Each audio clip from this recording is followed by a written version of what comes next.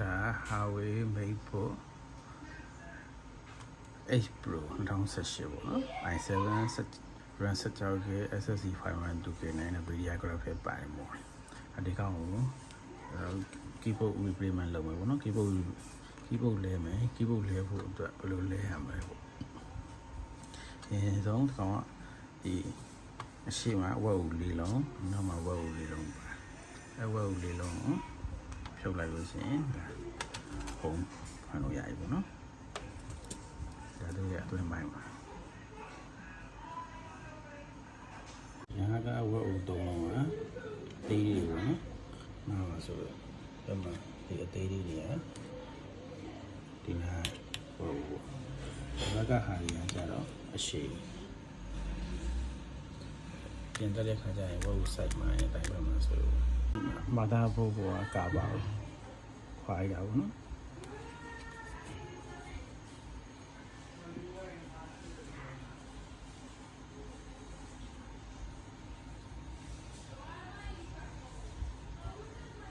ဘက်ထရီကတော့ဒီအနောက်ကိုဆွဲဖြုတ်လိုက်အောင်ပါကလေးမှမပါဘူးဆွဲဖြုတ်လိုက်အောင်ပေါ့နော်ဒါဘာလို့ဖြုတ်လိုက်တာပါ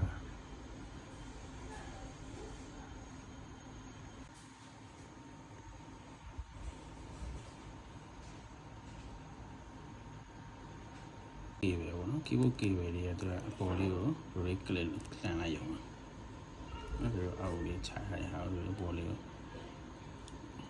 ဒါလေးလှန်လိုက်ရုံပါနော်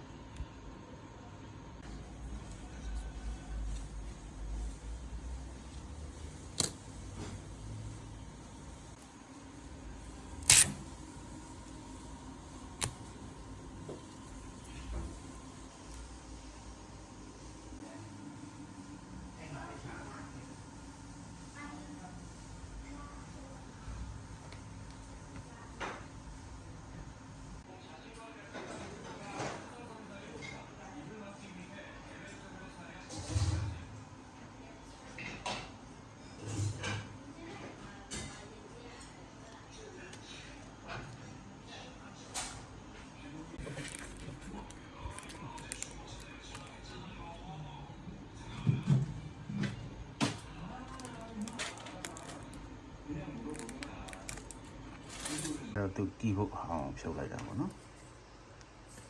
ဝက်ကိုအလုံး50နီးပါးတော့ဖြုတ်ရတာဒီမှာဒါတော့သူကဒါဘလိုက်ကပါပေါ့နော်ဘလိုက်မီလဲနေတာဒီဟာလေးပါလို့ဘလိုက်မီလဲနေတာဒီမှာပေါ့နော်ဝက်ကိုလည်းတော့နဲအောင်ဟိုဝါအကုန်လုံးဝါတော့လားဝါအေးတော့ကလည်းပစ္စည်းညောက်တော့လေး